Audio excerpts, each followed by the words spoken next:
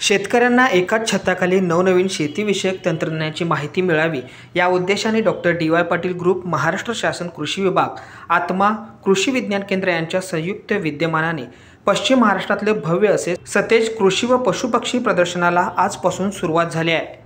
आज या कृषी प्रदर्शनाची सुरुवात खासदार शाहू महाराज, आमदार सतेज पाटील यांच्यासह प्रमुख मान्यवरांच्या उपस्थितीमध्ये झाली आहे। दरम्यान देशाचे माजी पंतप्रधान डॉक्टर मनमोहन सिंग यांच्या निधनामुळे या प्रदर्शनाचा उद्घाटन सोहळा रद्द करण्यात आला।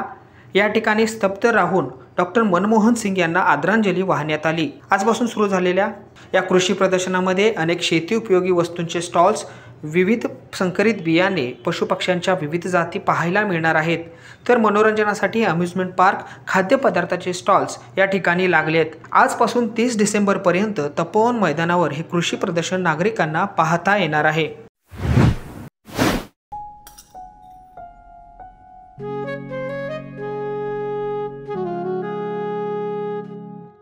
बाबा, आज येताना बासुंदी घेऊन या ना।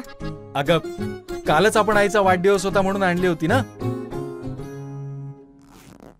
ऐकलं, गोकुळची बासुंदी पुन्हा खावीशी वाटतेय।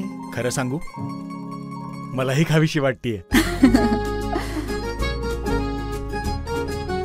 पुन्हा पुन्हा खावीशी वाटणारी गोकुळ बासुंदी।